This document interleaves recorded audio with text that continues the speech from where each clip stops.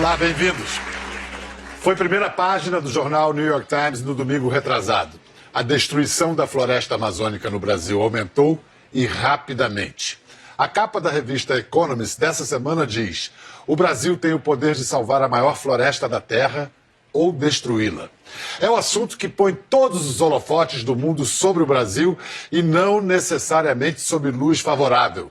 O destino da maior floresta tropical do mundo, a floresta amazônica. Termos como demarcação, desmatamento, destruição irreversível voltaram com força ao noticiário desde que Jair Messias Bolsonaro anunciou a mudança de rumos da política ambiental brasileira, questionando compromissos internacionais para o combate ao aquecimento global e pela preservação da Amazônia. Toda essa história se confunde com a própria vida de nossa convidada de hoje.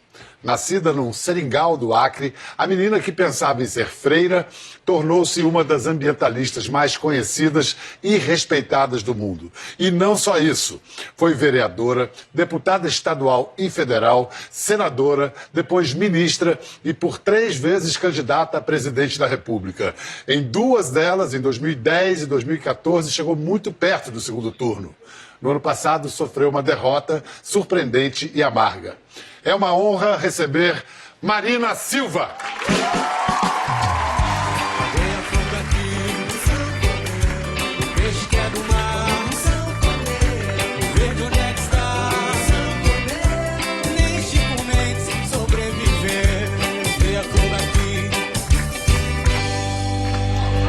Gostou do shot ecológico? Essa canção Luiz Gonzaga fez em homenagem a Chico Mendes logo depois de sua morte. Faz 30 anos já que morreu Chico Mendes. E a gente sabe da importância do Chico na sua história, na sua formação. Mas e Gonzagão? Também tem um lugar aí no seu altar? Com certeza, Biel. Primeiro, uma alegria poder estar aqui conversando com você, ainda que nesse momento tão difícil da história do nosso país, principalmente para o meio ambiente, a floresta amazônica, e ninguém melhor do que o Chico Mendes para que a gente possa revisitar os compromissos com a proteção do meio ambiente e da Amazônia. O Chico foi uma espécie de mentor para mim, eu conheci com 17 anos, mas de forma indireta também o Gonzagão. Né? Porque eu sou de uma família de nordestinos, meu pai, minha mãe, meus avós, e meu pai era apaixonado pelas coisas do Gonzagão, e minha mãe também. O que você acha que o Chico Mendes estaria fazendo hoje? Política institucional? Ele teria entrado para a política? O Chico Mendes, ele tinha muita vontade de entrar na política institucional, Biel, porque ele acreditava que se ele tivesse um mandato de deputado, ele ia poder ajudar a mudar as leis para proteger a Amazônia, os índios, os seringueiros, a floresta.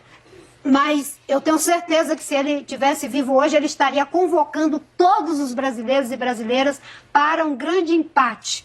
O empate era uma técnica que ele criou, né, de entrar na floresta quando tinham os jagunços misturados com as pessoas que iam derrubar as árvores de motosserra das grandes fazendas, né? Então se espalhavam pessoas, mulheres, crianças, idosos no meio daquela floresta com árvores de 35 metros de altura, 2,20 metros de diâmetro, e a gente ficava ali e as pessoas que estavam derrubando tinham que fazer uma escolha. Ou eles paravam, ou eles nos matavam.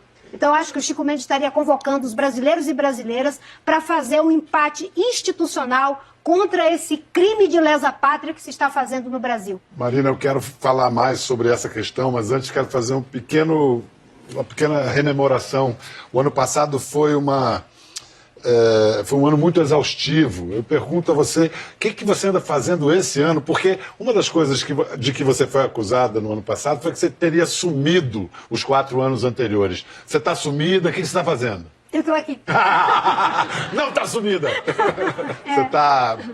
continua atuando? Sim, de que forma? Eu sempre que... Eu não fico na cadeira cativa de candidato. Né? Terminou a eleição, eu volto para o meu trabalho, a minha militância socioambiental é a minha vida, desde que eu tenho 17 anos de idade, quando eu conheci o Chico Mendes, e eu também sou professora. Hoje eu não dou aula em nenhuma escola, digamos, com um trabalho fixo, mas eu faço palestras dentro e fora do Brasil, na minha, enfim, preleção por um projeto de mundo e de Brasil sustentável.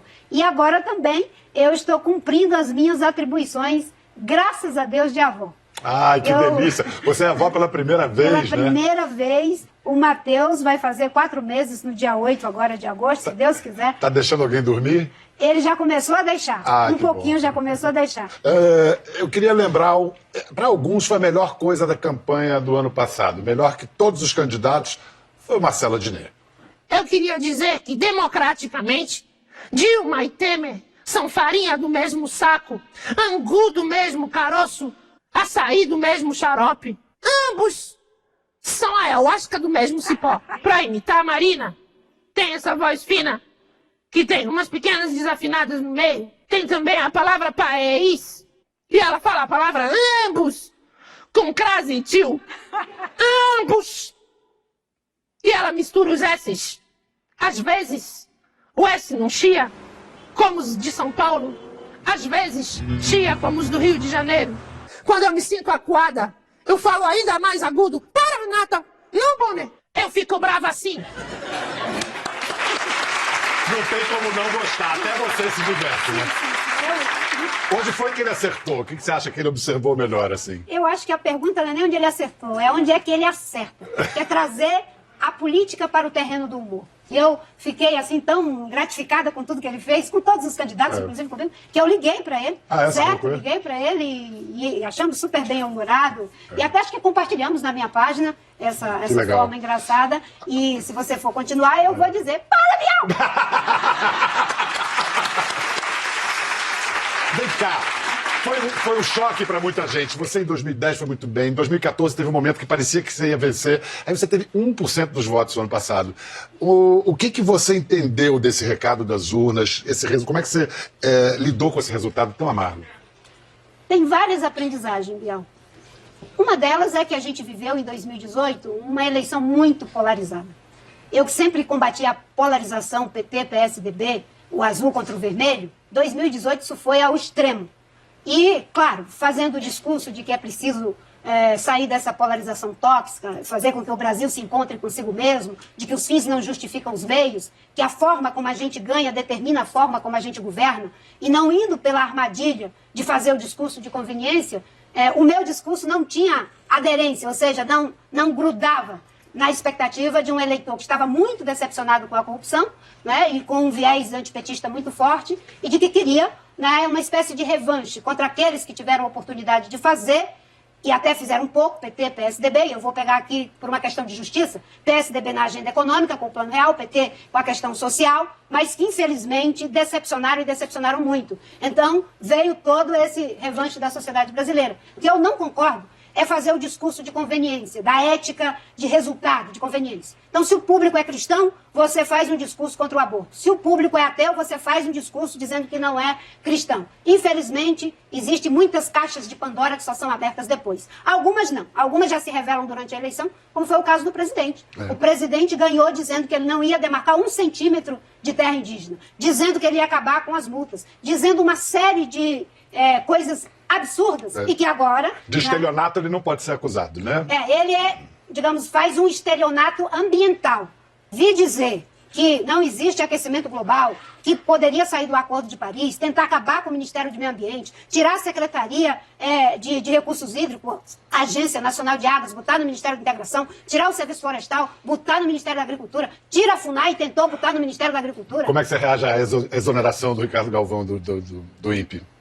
Como um ato de autoritarismo, de desrespeito à democracia, de desrespeito às instituições públicas, de desrespeito à ciência e de desrespeito a um homem honrado que, com altivez, defendeu a ciência e a instituição que estava presidindo. Eu acho que o governante ele não deve se cercar da mediocridade daqueles que lhe dizem amém. Essa é a grandeza de quem está no poder. O exemplo disso foram os primeiros presidentes republicanos que, aliás, a propósito, apontaram para a embaixada como o primeiro embaixador nos Estados Unidos, um monarquista, Joaquim Nabuco. Quer dizer, a grandeza de trazer um opositor para o governo. O presidente faz um discurso de ódio. Eu diria, em primeiro lugar, que o nosso país já tem muitas dificuldades para enfrentarmos uma educação que está atrás da educação do Chile, né? Uma economia que não está crescendo, com mais de 13 milhões de pessoas desempregadas. 4 anos. Né? E um país que tem grandes potencialidades para ser uma potência social, econômica, ambiental e principalmente cultural. Né? Eu diria que, em vez de ficar disseminando um discurso de ódio, querendo cindir o Brasil, quando se está na presidência da República, a gente governa para todos. Eu acho que uma das coisas que mais me entristece nesse momento é ver a gente abrindo mão da própria realidade.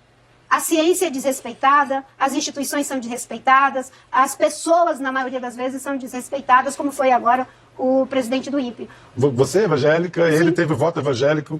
Por que a maioria dos evangélicos foi para ele e não foi para você? Numa democracia, as pessoas fazem suas escolhas, e eu gosto muito daqueles que não votam em mim só pelo fato de eu ser evangélica. O Estado é laico e você deve votar em quem tem competência e capacidade. E eu sempre tive um princípio de não instrumentalizar a minha fé, nem quando eu era católica, nem agora como evangélica. Eu não costumo fazer do palanque um púlpito, ainda que seja missionária da Assembleia de Deus, e nem faço do púlpito um palanque.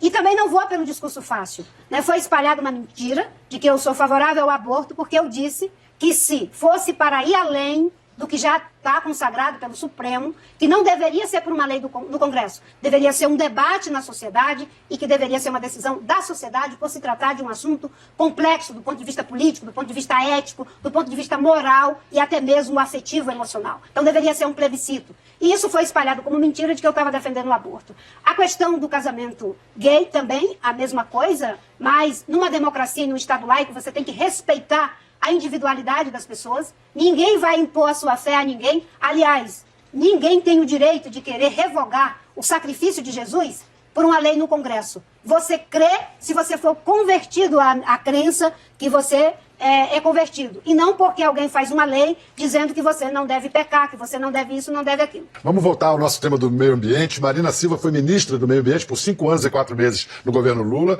Em maio desse ano, Marina se juntou com 6 ex-ministros da área. E vamos ver um resumo do encontro. Nós estamos aqui não para sermos contra alguma coisa, mas para sermos a favor de uma tradição que vem se construindo ao longo de quase meio século e que, infelizmente, hoje nós vemos ameaçada por um esforço sistemático, deliberado, consciente de destruição, de desconstrução. Nós todos aqui temos nossas diferenças políticas, ideológicas, de prioridade, mas nunca nenhum de nós ousou, nas nossas gestões, desmontar o ICMBio, o IBAMA, propor extinção de parques, ou até a revisão de terras indígenas já demarcadas e homologadas. É a primeira vez que temos um governo que ataca aquilo que é estratégico para qualquer país: a educação e o meio ambiente. Incrível! Todo mundo concordando, tem um impacto simbólico. Qual era a importância desse encontro nesse momento? De mostrar que o que está sendo feito é a destruição de um trabalho que foi realizado na agenda de proteção dos recursos naturais brasileiros ao longo de décadas. Dos governos militares aos últimos governos, e de que é a primeira vez que temos um ministro do meio ambiente que é antiambientalista. Todos esses aí, uns fizeram mais, outros menos, mas todos estavam ali para defender a sua pasta, para defender os interesses estratégicos do Brasil na agenda socioambiental. É a primeira vez que nós temos um ministro que articula muito bem as palavras para desestruturar a agenda socioambiental brasileira. É muito triste verificar o que está acontecendo no Brasil. É só olhar a quantidade de veneno para a agricultura brasileira, de agrotóxicos, que está sendo liberado. São mais de 200. Desses, uma grande quantidade foi banida na Europa e em outros países do mundo. E está envenenando o nosso povo. Até porque aquilo que é exportado tem regramentos, enfim, para a União Europeia, por exemplo, que você não vai passar com aquilo que não está de acordo com os cuidados que eles têm com a saúde e o meio ambiente. Mas isso fica aqui envenenando o tomate, envenenando o morango, envenenando a carne, envenenando o abacaxi, certo? E transformando as grandes oportunidades que nós temos em verdadeiros abismos. Agora, essa atitude dos ex-ministros, todos juntos, eu acho que ela foi uma inspiração, inclusive, para outros, Bel. Né? Porque depois tivemos reunião de ministros de Educação, de Ciência e Tecnologia, e vários outros foram se colocando, defendendo o legado. Mas eu acho que é também uma inspiração para os partidos, para os formadores porque de a opinião. oposição está muito desorientada, né? Eu acho que é o momento da gente menos ego e mais Brasil. Vamos incluir na conversa um parceiro de longa data de Marina Silva, um ambientalista respeitadíssimo. Aplaudam o biólogo João Paulo Capobianco.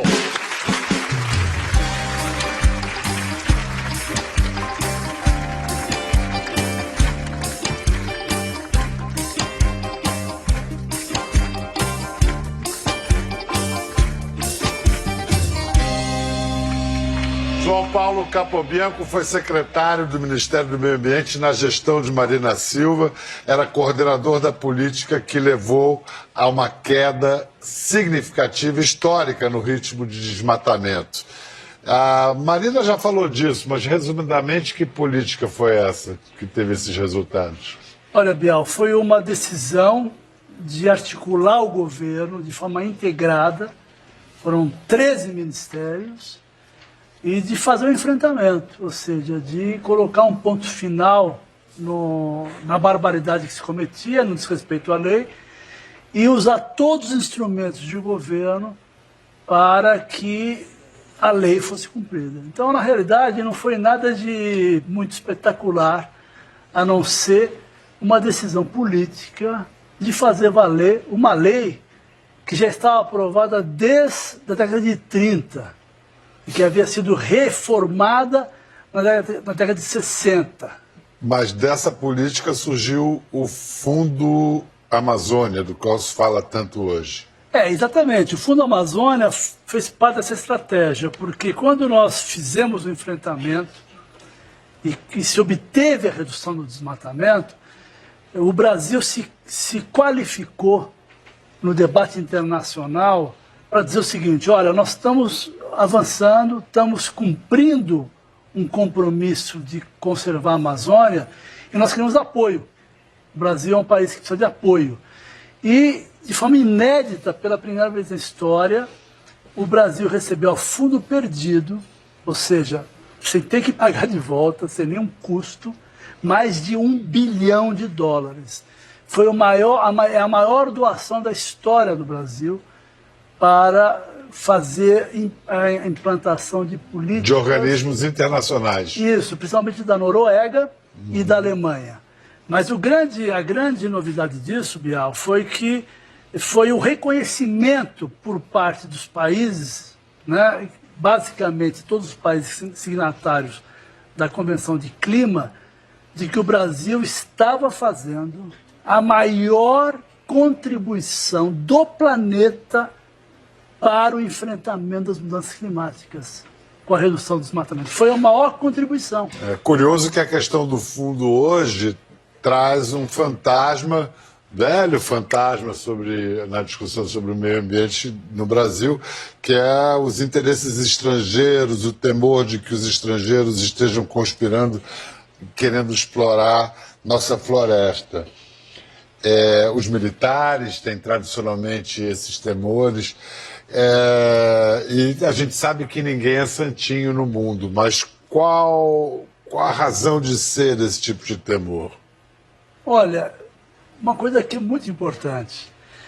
O Brasil, ao pleitear o apoio pelo resultado que ele estava gerando em benefício do planeta, esses recursos que vieram para o Brasil vieram para um banco brasileiro. Foi a primeira vez, Bial, que recursos de doação internacional vieram direto para um banco do Brasil, para um público do Brasil, que é o BNDES.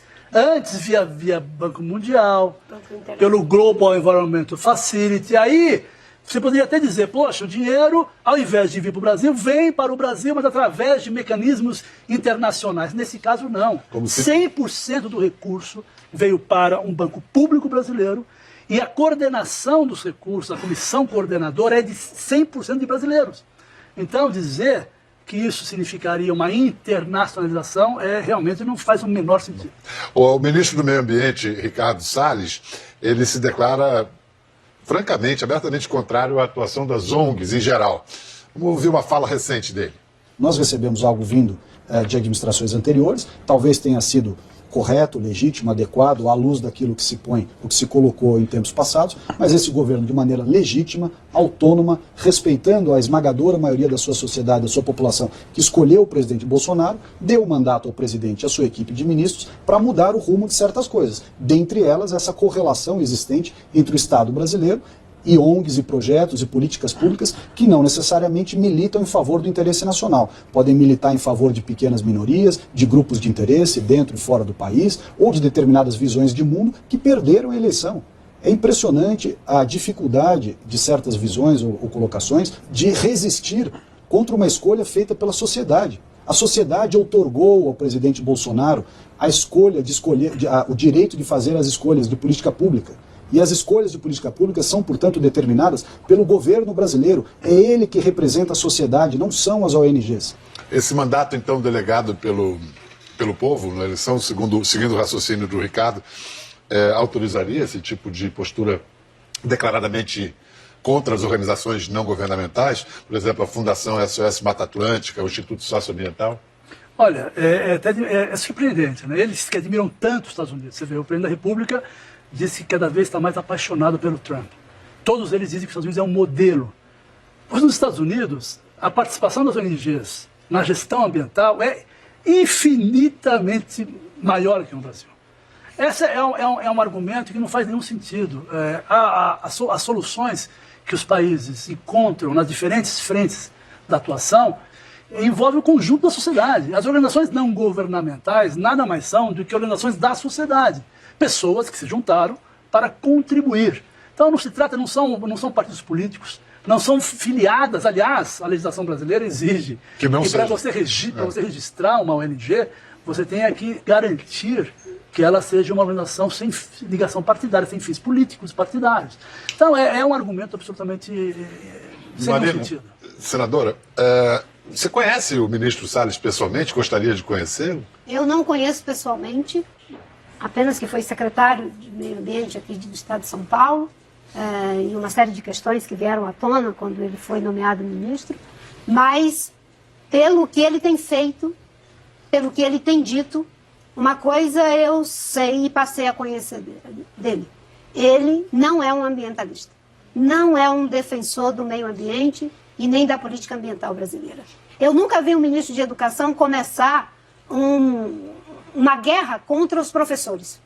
O ministro do Meio Ambiente ele faz uma guerra contra os funcionários do IBAMA, contra o Instituto Chico Mendes. Tem um caso grave no estado de Rondônia, que foi o incêndio das viaturas que estavam abastecendo os carros do IBAMA. O ministro vai em Rondônia e se reúne com as pessoas que incentivaram o ataque aos servidores do IBAMA. Que promoveram.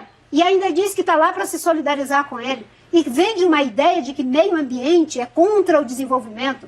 Isso é uma falácia. Eu fui ministra do Meio Ambiente junto com o Capô, quando nós fizemos o plano de combate ao desmatamento, recessão, e o desmatamento sobe vertiginosamente. Por quê?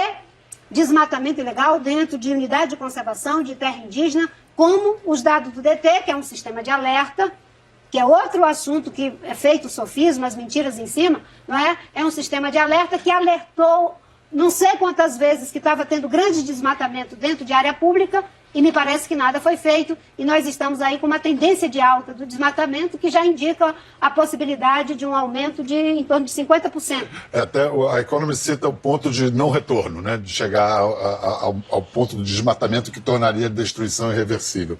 Bom, além disso, outra ideia que a gente escuta o ministro Salles defender é de que essa cobrança por políticas de meio ambiente no interior, na floresta, que ele está preocupado com a qualidade ambiental das cidades, onde está o povo, onde tem mais gente. Como é que você rebate isso? Qual é a explicação para... Olha, eu só posso entender isso de uma pessoa que não entende do assunto. Quer dizer, veja bem, a questão ambiental é o oposto disso. O meio ambiente é algo que não tem fronteira, você não tem uma delimitação. Depois do limite da área urbana é outra coisa. O que acontece fora dali é um outro assunto. Isso é uma coisa que, de fato, de um neófito. Quer dizer, o ministro é um neófito nessa área, ele não entende do assunto. Né? Então, para ele, é natural que ele diga, não, vou priorizar a área urbana, porque se eu resolver na área urbana, eu estou garantindo a qualidade de vida das pessoas. Ora, se eu destruir a Amazônia, eu não vou ter chuva na área urbana que ele quer defender.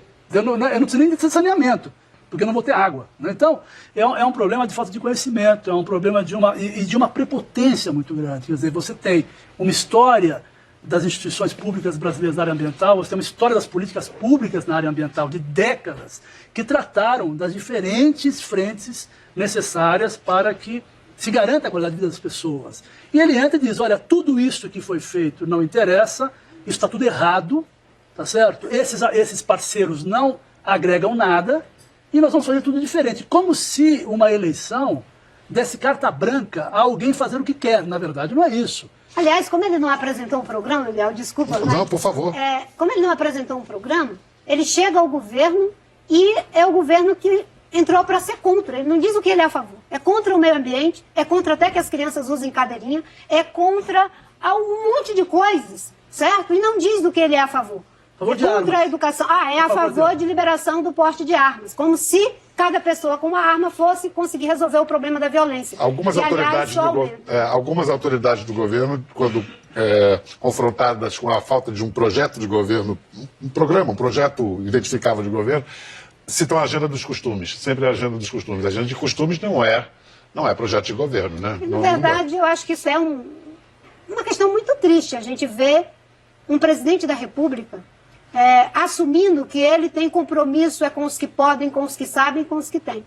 Quando ele despreza os grupos mais vulneráveis da sociedade brasileira, é uma inversão perversa do Estado que está ali para defender o direito de todos e, inclusive, daqueles que não têm direito de se defender, como é o caso dos índios. Né? A forma como ele se dirigiu ao cacique Raoni, depois que o cacique foi lá e foi recebido pelo presidente Macron, é de um desrespeito. O Raoni é um ancião de mais de 80 anos, respeitado dentro e fora do Brasil, é um patrimônio dos brasileiros. Né? O presidente da República não pode fazer uma coisa dessa. A forma como ele se dirigiu ao presidente da OAB, daquele jeito, sem nenhuma preocupação humana, nenhuma preocupação com o sofrimento de um filho que perdeu o pai em um momento de tortura e de violência, e dizendo ele quer saber como é que o pai morreu, né? Eu vou dizer para ele, isso não é uma atitude de alguém que é pai, que é o presidente da República. A presidência da República é uma instituição. E quem está nessa instituição tem que compreender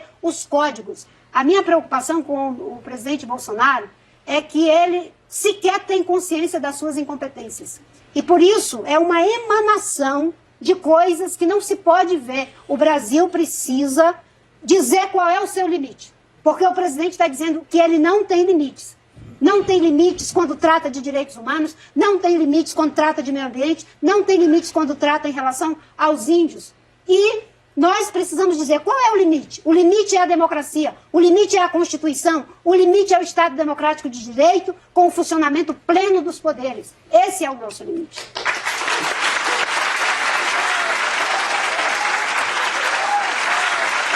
Com 16 anos, essa senhora aqui ao meu lado estava aprendendo a ler e começando a sua revolução pessoal. Agora tem uma sueca de 16 anos também que está fazendo uma revolução. E essa é mundial. Greta Thunberg. Do you have a different budget for at least a reasonable chance of staying below 1.5 degrees of global temperature rise? Some people have chosen not to come here today. Some people have chosen not to listen to us. And that is fine. We are, after all, just children. You don't have to listen to us. But you do have to listen to the united science, the scientists. And that is all we ask. Just unite behind the science. Merci. Marina Silva, por que a jovem sueca Greta Thunberg se tornou tão rapidamente a mais celebrada ativista ambiental do mundo? Não precisa responder agora, guarde a resposta para depois de um rápido intervalo. A gente volta em instantes.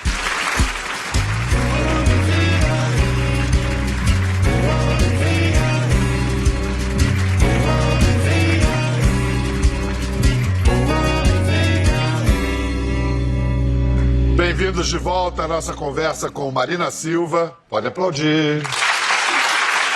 E João Paulo Capobianco. Estamos falando sobre política e meio ambiente.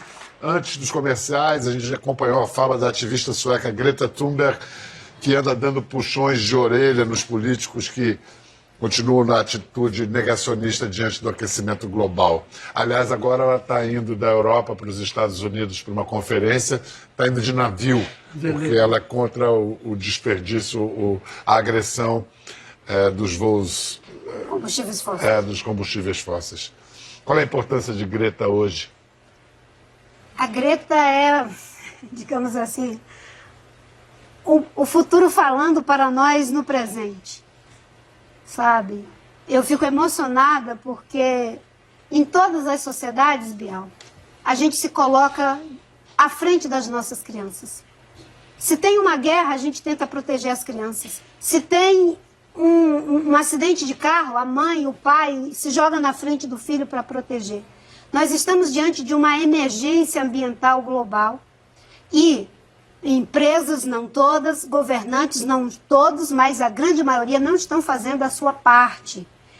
E a maioria das pessoas, dos adultos, não estão fazendo a sua parte. E quem está se jogando diante dessa bomba de CO2, certo? É uma jovem, uma criança.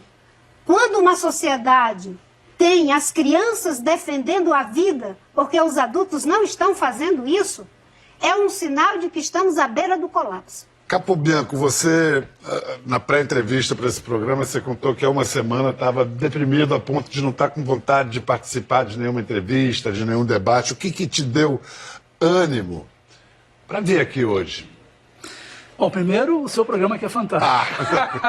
Não quis colher elogio. Não, mas é verdade. Segundo, com a Marina, que é uma pessoa que a gente está há tanto tempo, né? E terceiro, porque eu acho que não dá para continuar, quer dizer, você negar os dados dos desmatamentos. Eu, sinceramente, eu nunca pensei que eu fosse ver isso na minha vida. Eu sou militante ambientalista há muito tempo. Eu assisti governos tentando negar, dizendo que não era bem assim, que foi culpa do outro governo. Mas eu nunca vi nenhum governante, nenhum presidente da República, e muito menos um ministro do meio ambiente, dizer que os dados não são verdadeiros, feitos por uma instituição que é é consagrada internacionalmente. Agora, por outro lado, eu acho que o assunto começa a ganhar uma força, finalmente a pressão está fazendo com que as coisas comecem a mudar. O próprio fato do presidente da República ter sido obrigado a dar uma coletiva a respeito do desmatamento, mesmo que ele tenha dito coisas meio absurdas, mesmo que ele tenha cometido impropriedades, ele foi obrigado a, durante 2 horas, submeter uma coletiva e ouvir perguntas e responder perguntas. Porque o que está em jogo não é simplesmente o desmatamento. O que está em jogo não é simplesmente a qualidade de vida, o que está em jogo é a verdade. O que está em jogo é a ciência. Quando você...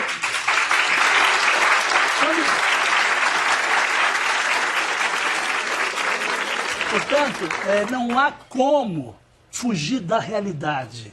O desmatamento está aumentando. A única forma do presidente da República resolver esse problema, se ele quiser resolver, é combater o desmatamento. Não é combater os dados do desmatamento. E existem algumas razões pelas quais está aumentando de forma descontrolada. Primeiro, é o discurso do próprio presidente. É como se ele desse uma senha, né? Desmate que o Bolsonaro garante. É como se ele estivesse dizendo isso. Invasão, grilagem, desmatamento em terra pública. E a segunda? A segunda é o desaceleramento da implementação do plano de combate ao desmatamento. O Brasil conseguiu reduzir desmatamento por política pública. Isso tem artigo publicado em revista científica, serviu de inspiração para vários países florestais do mundo. Eu tenho muita alegria de que na nossa gestão nós fizemos um plano com 13 ministérios. Nós tínhamos 3 diretrizes: combate às práticas ilegais, apoio às atividades produtivas sustentáveis e ordenamento territorial e fundiário. Trabalhávamos com o Ministério da Defesa, Ministério da Justiça, Ministério de Relações Exteriores e Ministério da Integração, da Agricultura, 13 ministérios. E conseguimos esse resultado graças a uma política ambiental integrada e o apoio da sociedade e dos formadores de opinião. Até 2012 o desmatamento caiu. De 2012 para frente, começou uma tendência de alta que está aí agora nessa situação de descontrole. Quero agradecer demais, Marina Silva, sua presença, João Paulo Capobianco, com todos os dados que vocês trouxeram. É uma questão entre verdade e mentira, entre construção e destruição. Destruir é fácil, construir, né? Muito obrigado, até a próxima.